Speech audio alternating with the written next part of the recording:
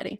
What's up, everyone? Steel Mace Warrior here, and today I have a special guest. I'm actually really excited over this because it's my first woman warrior, and Yes. so yeah, right. Her name's Serena Elizabeth, and she goes by Steel Mace Gypsy on her Instagram, and I want you guys to check her out. And actually, if it's okay with you, I wanted to kind of show one of your videos. Yeah, absolutely. Oh God. Do I have to watch? Yeah, you have to watch. Let's see. Cool. All right, so let's just put this recent one on.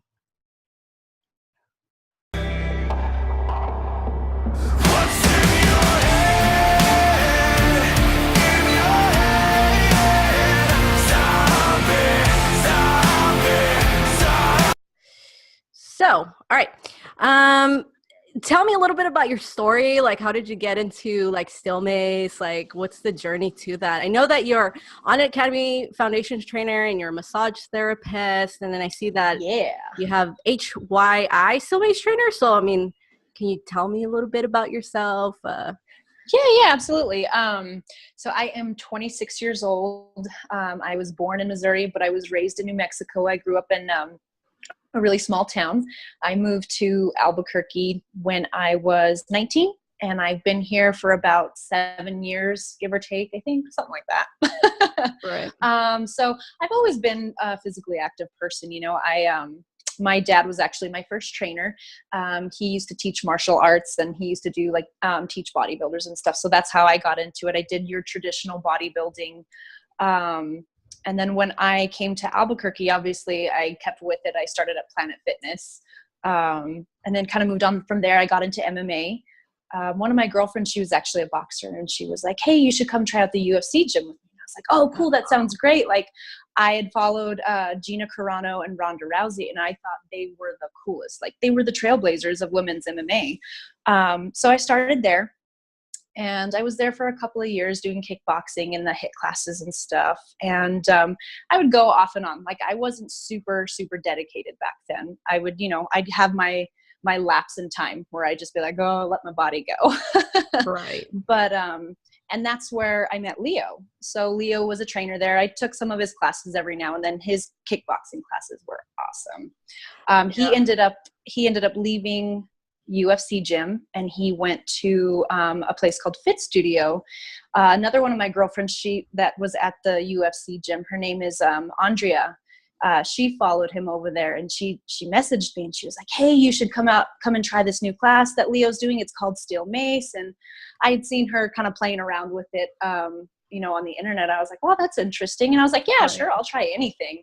And it was his first class, and so it was a big group of us, and I tried it, and that was basically it. From the minute I picked it up, I mean, I didn't know exactly what to do, but there's this powerful feeling, you get with it, doing a 360 or doing what we call the bow and arrow, where you shoot it out. You feel like a warrior, And I've always been that type of person. I grew up in the country, so I was a very outdoorsy person, and I was an only child.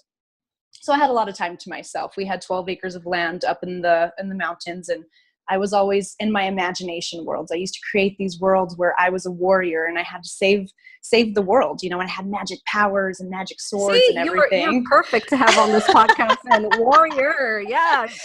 That's why. So and I got, when they came out with the show Vikings and stuff like that, I was totally into that. I'm 26 years old, and I still have my imaginary world. When I'm flowing with my mace, I'm totally in a different world, imagination world. So it just fit for me. It was empowering, and so I kept going with it from there. I was just learning. And then I started massage school in, I think it was August of 2016. So it that took over. So I didn't get as much time to go to Leo's classes, but the gym was 24 hours. So I could go in at any time. And I was still working here in Albuquerque. I had a night job at a restaurant. So whenever I'd get done, it was 10 or 11 at night.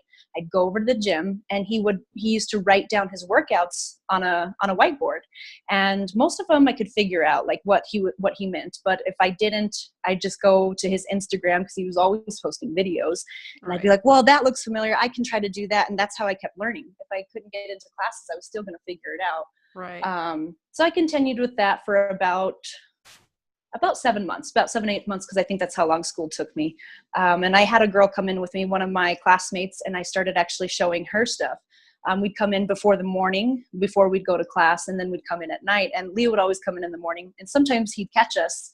And I think that's kind of where my journey as a coach started. And I didn't even realize it. I was just like, hey, you think this is cool? Let me show you some stuff. And we started flowing together. So we'd create our little workouts. And I mean, we do kettlebells and battle ropes and stuff, but we always ended with mace. We started with it and we'd end with it because it's just, you can't put it down. Yeah, right. So, and that's when he was looking to create a group of coaches, a group of steel mace coaches. And he approached me and had asked me. And I was like, well, yeah, sure. That'd be great. I mean, I'd love to coach. I'd never really thought about it. And so he ended up leaving Fit Studio. There was just, I'll let him tell you that story when you interview him. One of these days. Won't give you too much away. Yeah, I emailed him and I'm still waiting. I'm like crossing my fingers. I'm like, please. Oh, he will. I'll poke him for you. We already talked about it. And he was like, oh, yeah, I totally want to do it. He's just so busy, Yeah. I see him all the time on Instagram. I'm like, he's a space cadet too. So, yeah. But yeah, so he left. He went to another gym, Evolve. And I always give him crap for it too. I said, I'll never forget the day you left. I said, because you picked up all your certifications and walked out and you devastated me. I remember I went home and cried and my mom was like, what's wrong with you? I was all, Leo left the gym. I was like, what am I going to do now? And of course, I mean, it was simple. I followed him. So we started at Evolve, and that's where I started. I trained with him a little bit as far as how to coach, but really the way I started coaching was I kind of modeled my classes and the way I set them up after the way he did it. So I had one class a week there, and then he started doing his workshops. So I would sub in for him for his classes there, and then at we call it HYI. It's a hot yoga infusion. That's the other gym, and that's the studio that I currently work at. And then so it just kept evolving from there. I would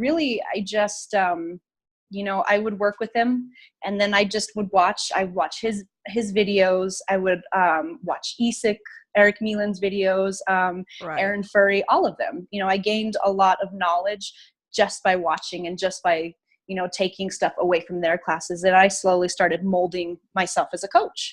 Now, do you think that's possible? Do you think, like, for someone listening and they're just like beginning with steel mace, like if they were to watch videos, like that's a way to go about it, right? Or I think to a point, yes. I mean, you're not going to get everything you may need. I mean, you're going to miss little details, but that's okay.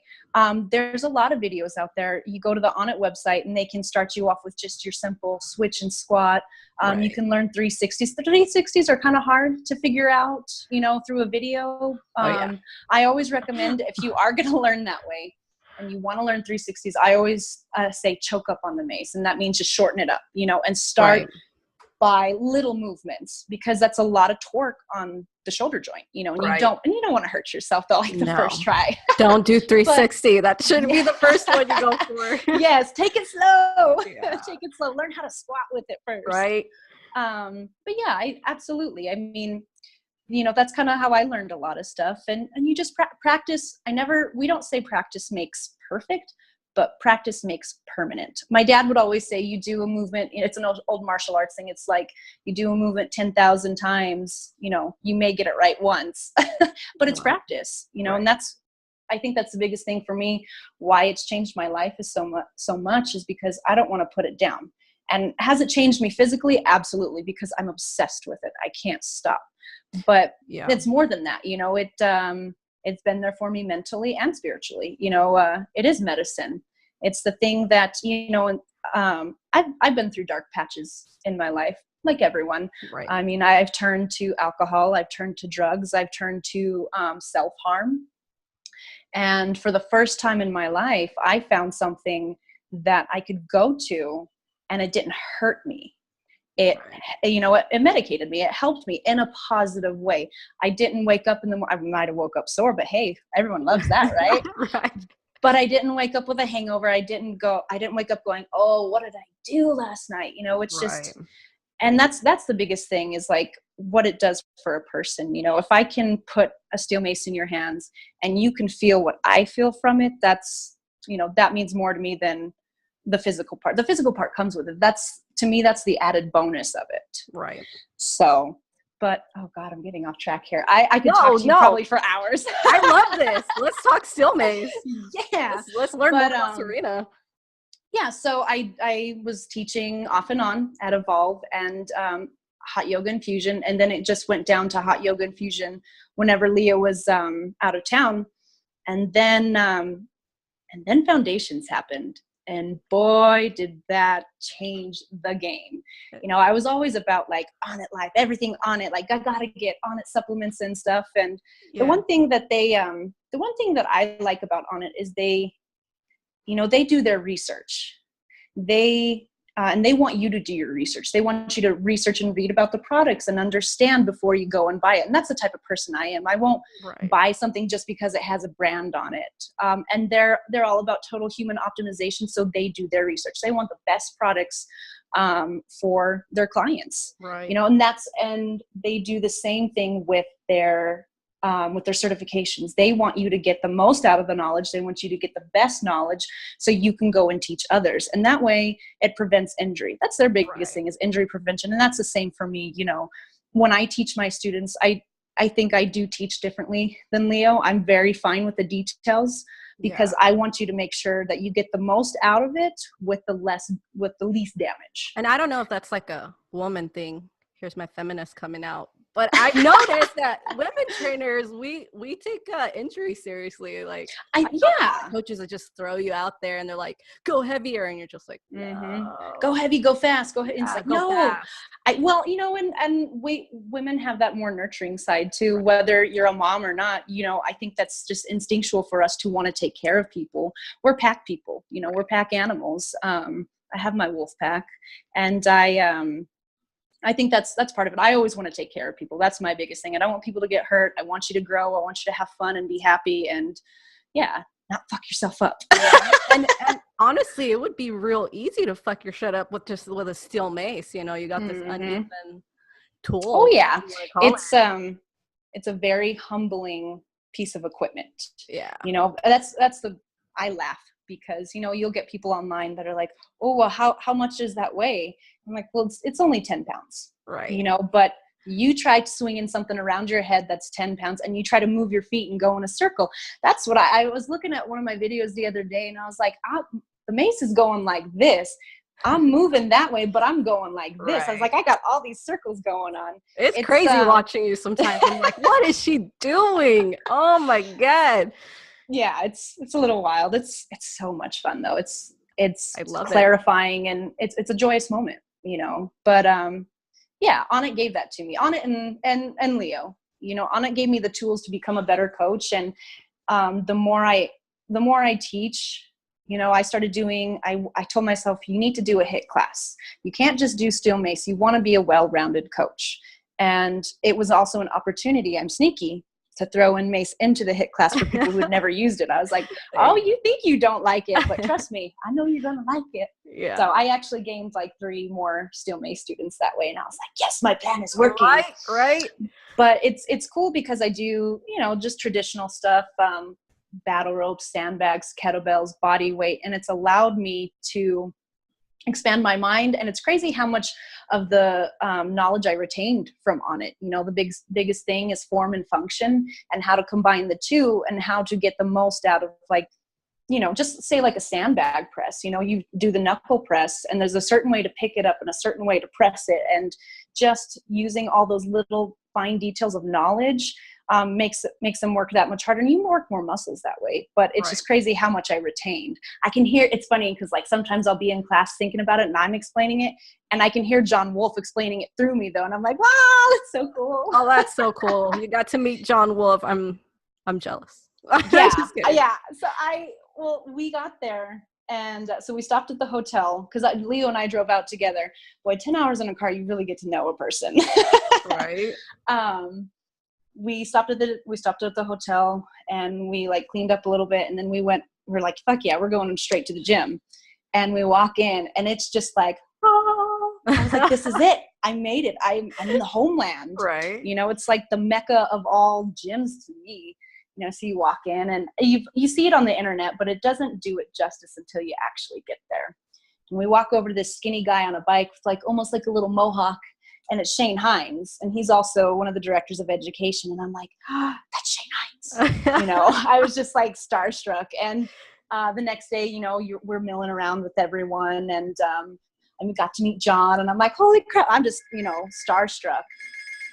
And I got to see Primal Soldier, Eric Leha, their kettlebell specialist. Right. That guy's a beast. But I know, I've seen his videos. It's like, whew, my goodness. I feel like I'm going to pass out just watching him. Mm-hmm. He's ridiculous. I'm like, man, that'd be fun to train with you. I'd probably die, but it's okay. Yeah. But I remember we were on break. I think it was day 2. We went on like a little lunch break, and I was walking out. They did it in their jiu-jitsu room, which is in the back. So you have to walk down a hall to go to the front cafe.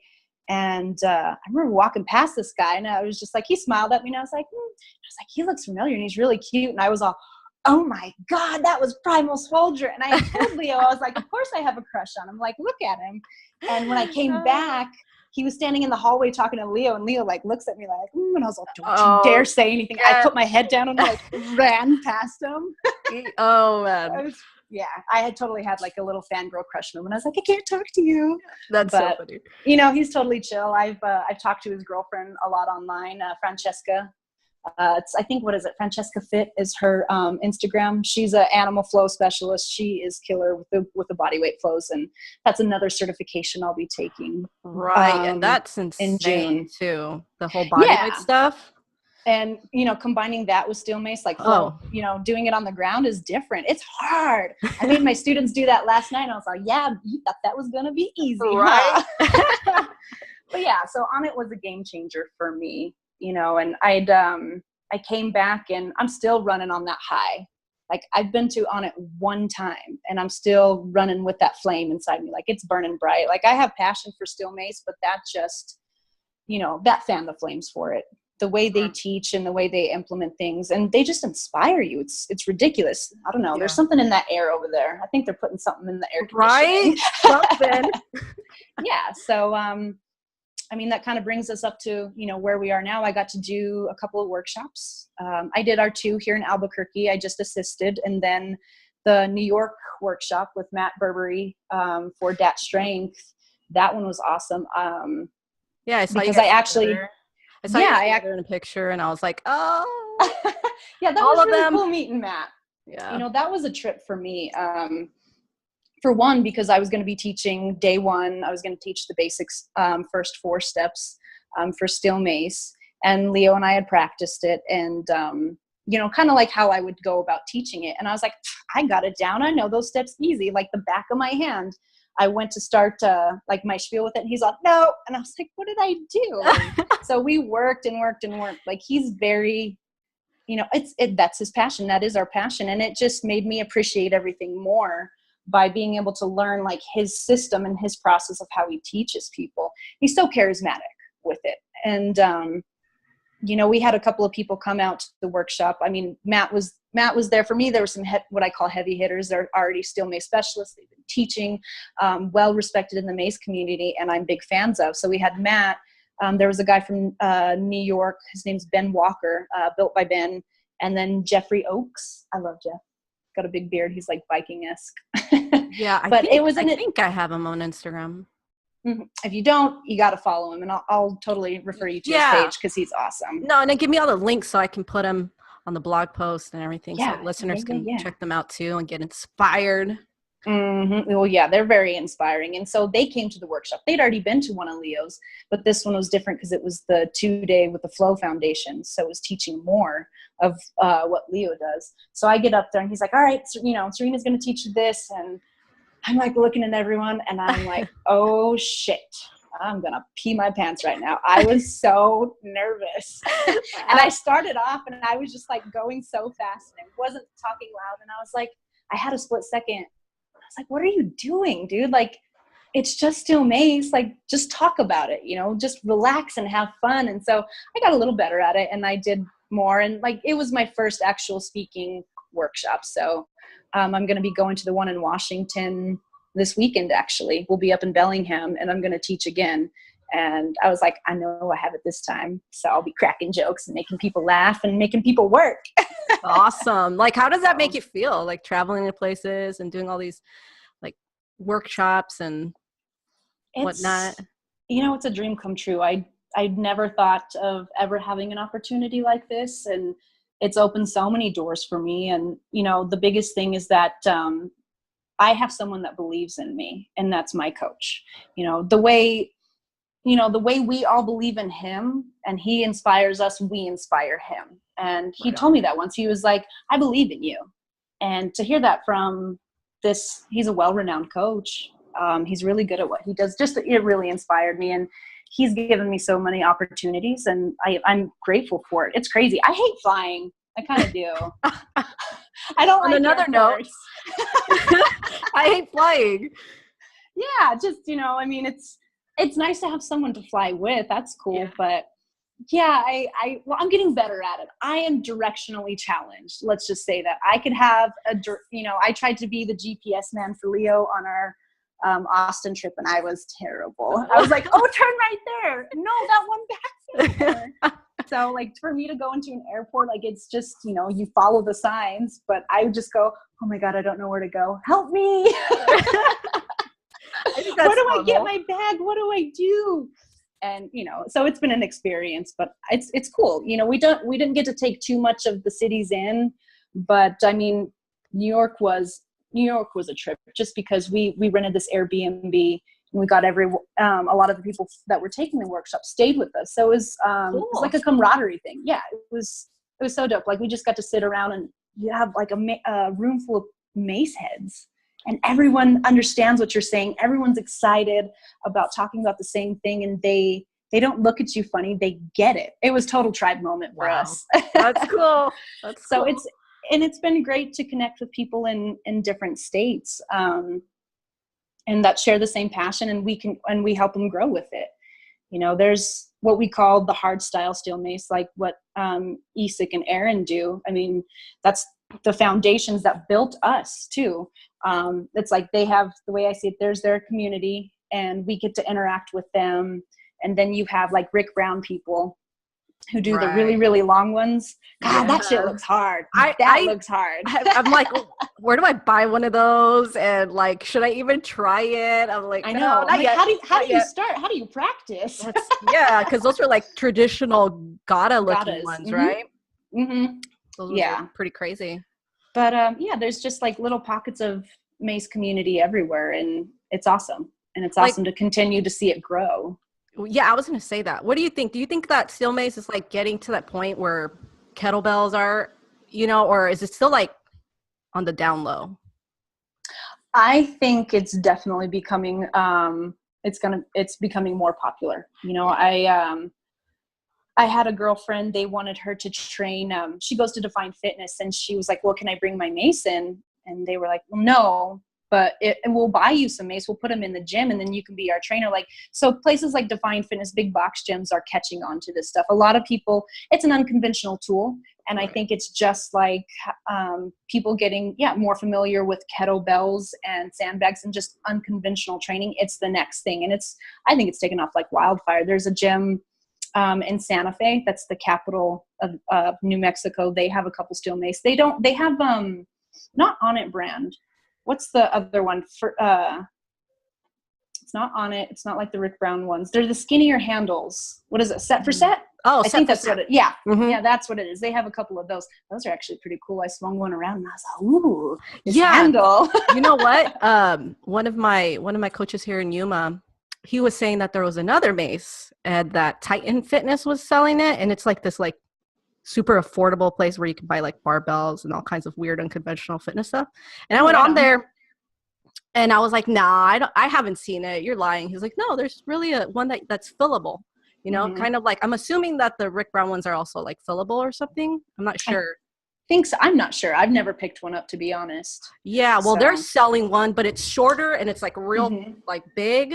Mm-hmm. It's funky looking. I'm like, oh, I want to get that one. I'll have to try it out. Yeah, I'm open to all mace. And that's the thing is, like, I've run into a couple of women that don't like the Onnit mace because the handle's thicker, and it's hard for them to kind of hold that grip.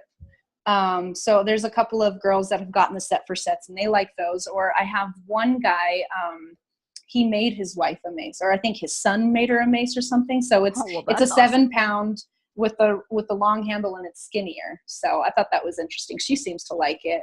And I played with it and I was like, man, I could just, yeah, it's crazy. I like those. Yeah. But I mean, it's, you know, it's whatever fits you. It did take me, preference. Absolutely. You know, when people ask me what they should start off with, like what weight, I always say a 10. It's going to be a little bit challenging, but, you know, the 7s have those shorter handles and I want people to be able to experience the whole mace. Yeah. I do use the 7s a lot to teach people how to have proper form with a 360. So it is a good tool to have, but I always recommend the 10 because eventually you're going to start building up that strength pretty quickly. You're going to build up your grip for it. And then you take off from there. So that's my take on it. No, that's fine. I asked Matt, like, well, if people wanted to use the steel mace, what weight should they use? And I think he said, you know, the 7 and the 10.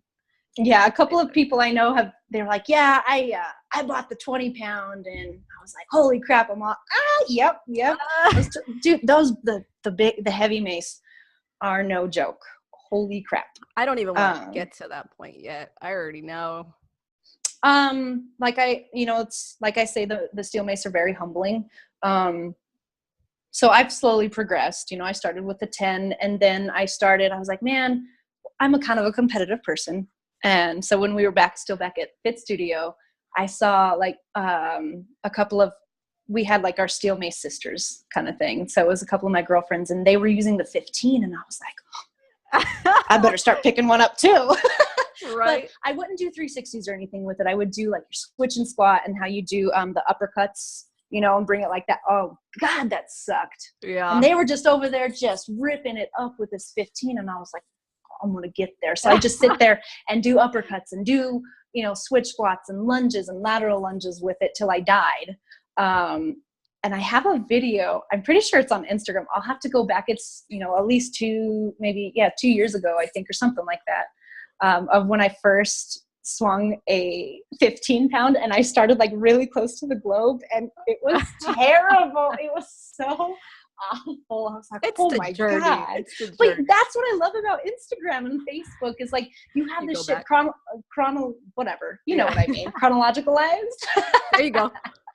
I got it. You got it. Yeah, so every now and then I like to scroll down and see stuff. Sometimes I'm all, ooh, that was bad. Look at that form. That's terrible. But, you know, I look at my progression and that's one thing that Erin Furried posted about was she was like, I've taken my time with each weight and kind of gained respect with it and taken a long time because I don't want to hurt myself. And that's kind of the same how it was with me. I mean, I was with the 15 for a lot of time and I gained so much from just being with the 15. It was crazy. And I think the first time I picked up a 20 was only, I think only last summer maybe. Because we were still at Evolve, and that's where I I picked it up, and I was all, "Whoa, this is cool! This is really heavy." And then I ended up ordering. I have all of them, so I have a 10, 15, 20, and 25, and then I have a quad mace as well. And then they're all my on own it? personal. Mm-hmm. Yeah, they're all on it. Okay. So I think the one that's been the most challenging for me right now has been my 25. And I only got that about a month ago, right before Leo left, because it was actually a gift from Leo. It was his personal 25 that he worked with. And you guys got a bond going on. It is, you know, I always say that we're bonded through steel. Oh, that's cute. Sorry. Well, and like my thing is, you know, like samurais have their own personal sword that they used. And there's when a person touches something, in my studies of energy, you leave a piece of yourself in something. And like his mace, all of my mace have names, and I'm pretty sure most of his had names. Yeah, they did. So my 10-pound, her name, and they're boys and girls. It just comes to me. This is intriguing. Like this is the first time I ever hear someone say, "I named my steel mace." This is cool. Well, I love it. I mean, it's my weapon, you know, and they would name their samurai swords or they'd have an etching in them. So my 10, her name is, it's Og Casser, which means little hammer in Celtic, because I'm Irish. And then cool. my 15, they all just came to me. I just barely named my 15 like a week or so ago. I've waited for these names to come, and they named themselves. Calcifer, which that shows the nerd in me, because that's an anime movie called Howl's Moving Castle. There was like a magic flame. Howl's Moving Castle. Right? I'm just not a groupie. Movie. Like I can't remember names very well, but I have like every Ghibli movie. Do you? That's cool. We're gonna have to have a movie night for sure. Right? Movie night and swing mace night. But yeah, I still haven't named my 20. That one's still up in the air. So yeah, we have Calcifer for the 15. The 25 already had a name, and that one's a boy. And that's the Wolf. That was the one Leo gave me, and I mean, it kind of makes sense why he named it the Wolf. John Wolf, play on words there. And then my quad, her name came immediately. It's Banrion Casser, which means Queen Hammer, because that's like the mother of all hammer, or the mother of all the mace. It's the biggest one. It's the guys call him beautiful. The quad god. Yeah, it's crazy. I'll probably post something on the blog post or something. So it's a pain in the ass to swing. It's terrible. It's terrible. I've hated it for a little while. I almost really injured myself pretty bad with the quad. Because I'd worked with it for a while. I worked with Leo's, because when he would go on his workshops, he'd leave his quad. And I'd be like, oh, like the bad little student gonna go while teacher's away, the student will play. Oh my goodness. And I started, it's different because of the wooden handle. It doesn't slide as easy, slide and glide as like the regular steel do. So that was interesting. And I started learning how to do 360s with it, and you feel fucking cool. There's a little bit of difference to it just because of the handle comes up to here on me. I'm like 5'3". It's almost as tall as me, basically. Oh, yeah, so learning how to drop it behind. But I was like, well, if those Rick Brown guys, like if they can all, swing those big long ones, I should be able to swing this, right? But I hadn't swung for a while. I hadn't swung that one for like a good month or so. And it was at the studio, and it was eyeballing me. And I was like, oh, I should probably pick that up. I need to swing heavy. No, it was not eyeballing you. I think it was the other way. I think it was the other way around. With one of its many eyes. Right. So I picked it up, and normally I do have a process about warming up, doing 360s with the bigger mace. I don't care if I've been swinging them for years, I'll still choke up on it and shorten, especially with the quad. But I didn't. And Matt's taught you, Matt's been teaching, and about form. When we tuck our hips underneath us, my hips shot out, my butt shot out, and it took the mace this way. And of course, if it's swinging that way, I went with it. And I don't know how I didn't injure myself. The first thing I said was, oh God, did I break Leo's mace? Second, I looked at the floor of the studio, because I was like, did I put a floor in the studio? Because I don't know if you know the backstory of Hot Yoga Infusion. We'll get to that. Yeah. But it's my boss there. I was just like, I can't have her mad at me. And then I was like, am I okay? Like mace studio, then my body. Been like the priority, your body. I know. My priorities are terrible, aren't they? But so that was another humbling moment. But it's really a lot of fun. There's different challenges with each mace, and I get different feelings from each one. Some days I wake up and I'm like, man, I need to go kill myself in the gym. You're going to swing the heck out of those big mace and warm up with them until your hands fall off. And then, one thing that Leo and I talked about was flowing too much, because he noticed he actually had a lot of people start telling him, oh, you've lost weight. Like you're not as big and buff as you were.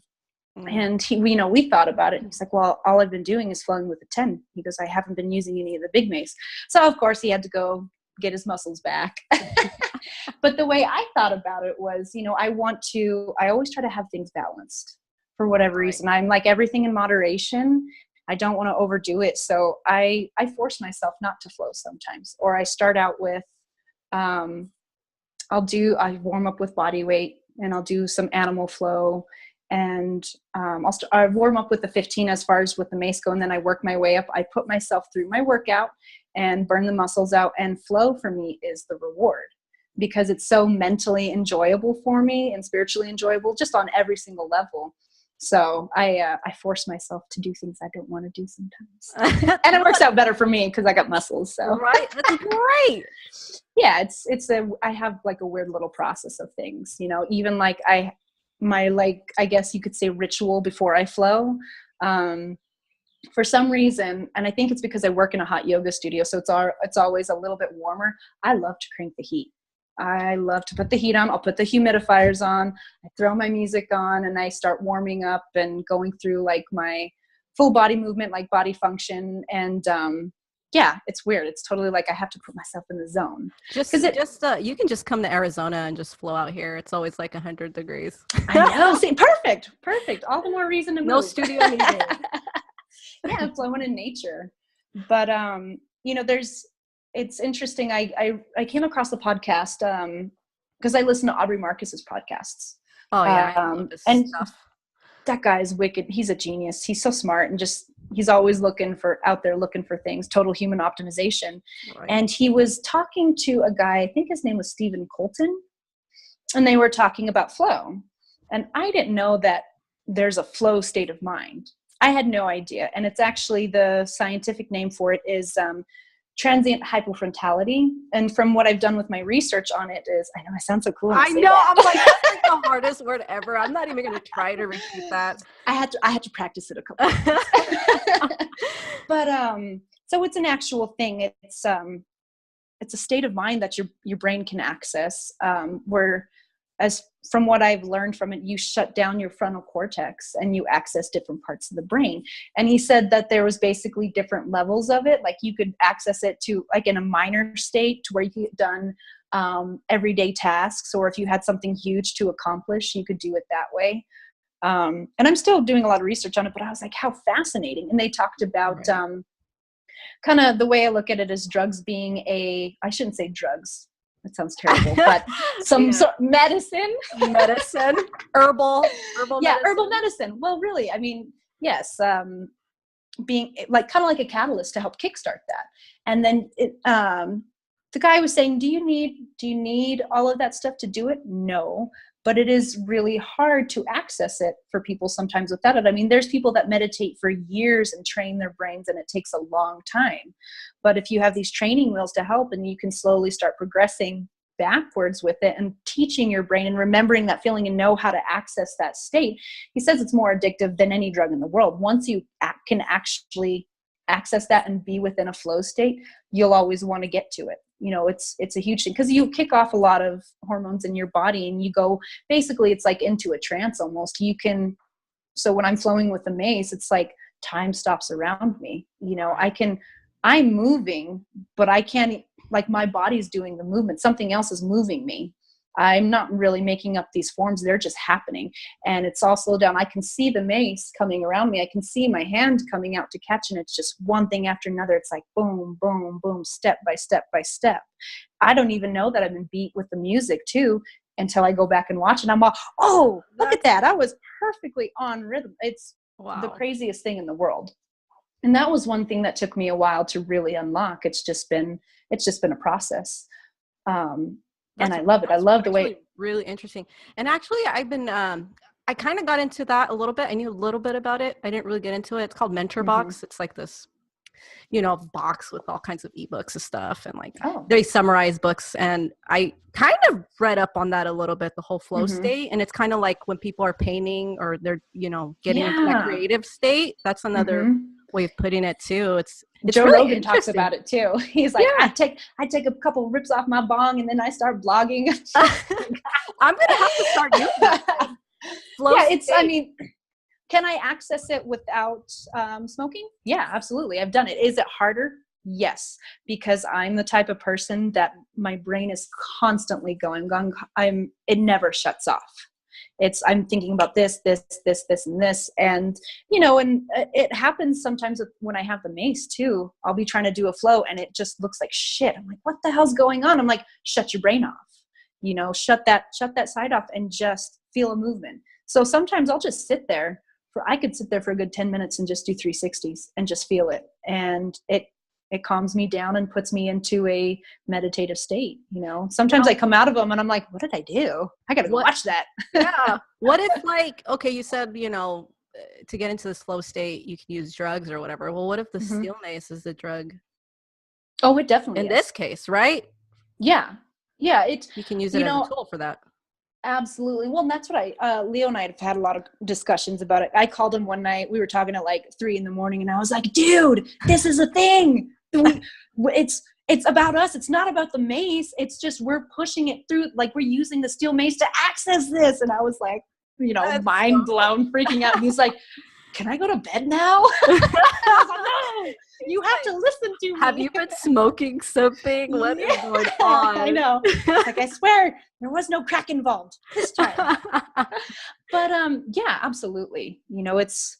I think there's connections there. Like, it's, Leo and I will kind of make fun of it. He's like, he'll tell people, I sleep with my mace every night. We cuddle in bed and stuff. And I'm like, yeah, me and my mace, we hang out. That's my friend. But there's some sort of connection there because I've passed on my own personality into my mace.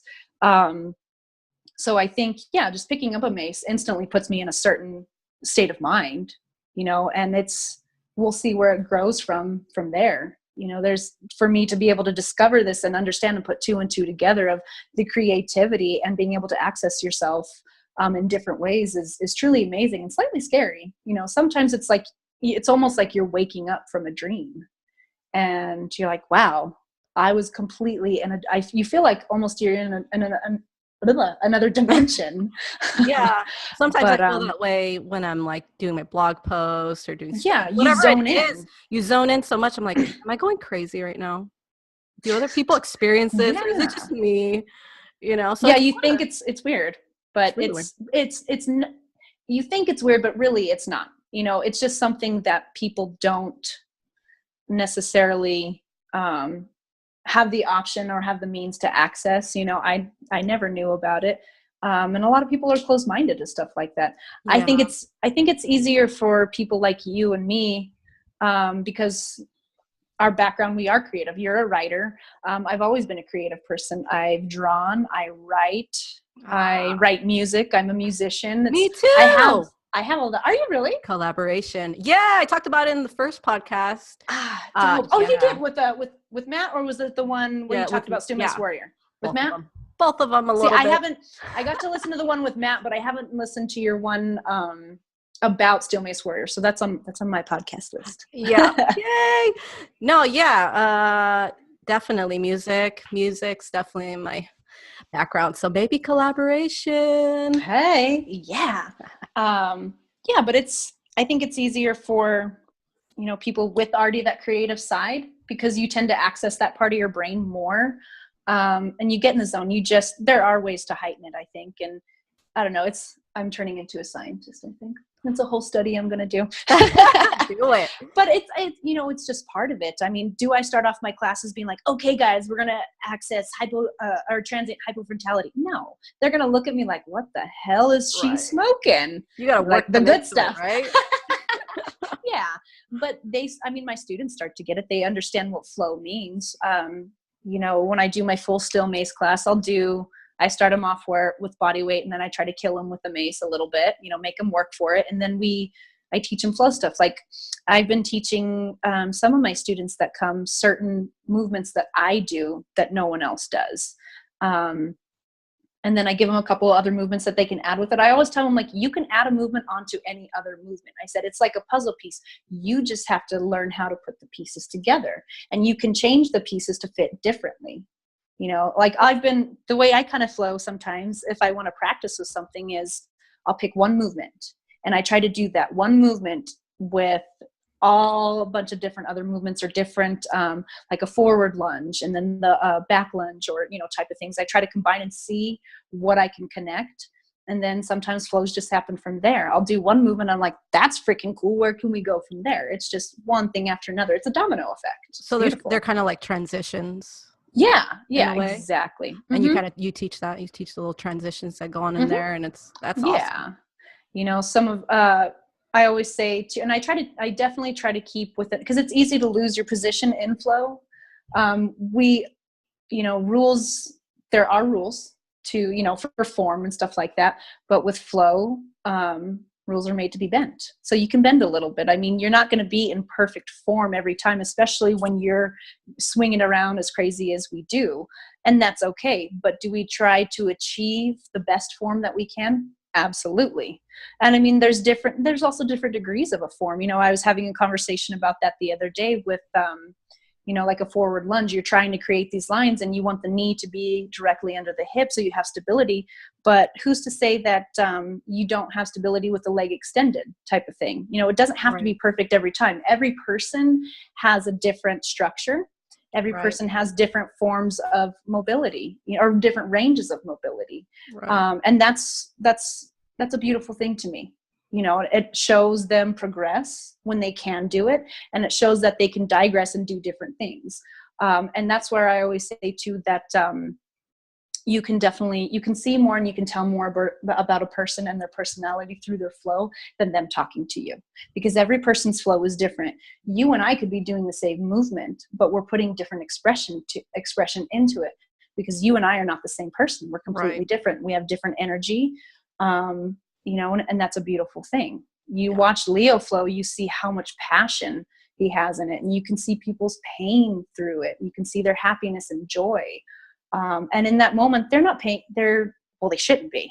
They're not paying attention to what's going on around them. And so you can see that person is who they truly are with their movements and form. And it's a beautiful thing. I got to see that firsthand with, when we were in New York watching. And I mean, and you can tell when people have nerves too, a little bit, and that's okay. That's part of them being who they are and being human, but you slowly start to see it melt away. Matt was actually a good example of that. And I told him too, because Leo called us up of the difference, people that can flow, and he called Matt up, and you could tell Matt was nervous, and then all of a sudden there was just like this little quick click. You see it like melt away, and he just starts shredding, and I was like, yes, yes, yeah. I love watching Matt flow, because he is like, you can tell he's a strong dude. He makes the mace look like a freaking toothpick. Like, I know. She was like, yeah, I don't know. I still got a lot. I'm like, you're pretty buff already. You look great. And he's like, I don't know. I'm not there yet. I know. When we were in Colorado together, because we went up there for Robert Patton's birthday, which is the CEO of Sheath Underwear, who we all represent. And he said something like that. And I was like, Matt, shut up. I know, right? And he like looked at me, because they're not used to me. They're not used to they know my internet personality, but they don't know how I really am. And I'm a wise ass. I'm going to give people shit. I'm out to have a good time, and I'm so sarcastic, and I'll poke at you. So I started doing that. I'm so glad. If Matt's listening to this, you got a great body, dude. I bust people's balls. Yeah, man, get over your shit. You look great. You're freaking fantastic. There was the other girl models, they called Matt out, to do his photos. And there's this professional model behind us. And she was like, wow. She's like, he has a lot of tattoos. And totally checking him out. And I was like, yeah, that's my boy. So yeah, it's just, we all have our insecurities though, right? Right. Yep. Definitely. And we all have those moments where we're like, oh man, I look like shit. And people are like, shut up. That's part of it though. We could have the best bodies in the world, and we're still going to find something wrong with ourselves. And you just got to own it. My biggest thing for me is probably my teeth, because they're all crooked and stuff. And that used to be a thing for me. Well, yeah, exactly. Whatever. You can say it. And I'm just like, oh God, they're terrible. But everyone's got their little niches or whatever, but I think there's beauty in imperfections too. Yeah. It's just trying to be real with yourself and understand and accept that. Right. And most days I can, and some days I'm like, oh, that was interesting about, the modeling. Cause I've modeled before, but it was never on a level like this, with other girls around and being just, well, no, that's a lie. I've totally been in my underwear before, for another shoot. That's totally a lie. But, I was around people that I really respected, and it was I took it seriously. I really did, because I was representing a huge company. Right. And then I'm next to these girls, and I was trying to get ready that morning, and I was so frustrated because I'm a very natural person, so I don't wear a lot of makeup half the time. I'm also really lazy. I'm right there with you. We have some similarities. It's too much. It's way too much. Do I like to put on makeup? Yeah, every now and then. It's fun. You know, you get to dress up and be prettier. That's what I always say. And me and my girlfriends had a conversation. It's enhancements is all it is. 'Cause I think everyone's beautiful in their natural skin. But yeah, I was frustrated as shit that morning because I'm not good at makeup and I was a little broke out and I was trying to figure out, I'm not good with like the face part of it. Right. And I was like, got it done. And I was like, whatever, I don't even care. And then he was like, you have to care. And I was like, I do care. But when I'm mad, that's what I say. Sensei got on you. Yeah. God, he's always calling me out on shit like that. He's like, you have to care. And I'm like, you don't get it. I do care. But in the moment, that's what I do. Like, that's my thing. I don't care. But I really do. That's just me trying to be all whatever tough around the guys. Yeah, it's a habit. I've grown up around boys. You know, I had 3 brothers. I had 2 older and 1 younger, and my dad was he was a construction guy. He was a martial artist. So I was raised to be tough. Cool. I wasn't raised to be a little girly girl, and by no means was I. So it's natural for me to want to act tough or to be like, oh, just freaking grow a pair and don't be a little baby type of thing. So yeah, I definitely did that in front of the guys, but it was a humbling experience. And did I feel a little bit insecure like around the other girls? Yeah, a bit, but we all had something to bring to the table. So it was a really cool experience on so many different levels. You know, it made me realize things about myself. And that I still do have insecurities, but it's okay. You know, we all have different bodies, and it's just a photo shoot. At the end of the day, what's really going to look good is if you're having fun. You know, that was the other thing. They wanted us to act serious, like Versace models or whatever. And I was like, okay, I'm good at serious. And then the photographer was like, lighten up your face a little bit. He's like, okay, don't act like you really want to kill me. He's like, can you? And I was like, okay, how do I do a soft face? I was like, sensual? It was terrible. But I was like, can you guys just put a mace in my hand and then I'll look good? Because if I have a mace. Did they take a picture with the mace? No. What the hell? Why did the guys get a mace? Oh, I thought about feminist coming out. Mm-hmm. Just kidding. Totally. I was like, well, I want a mace picture. And then I got distracted and then I forgot about it. Well, I was also really sick that entire trip too. Yeah, we had drove up and I was like, oh, I felt like this little tickle in the back of my throat. And it's like, well, maybe it's just dry weather because it's been so dry here.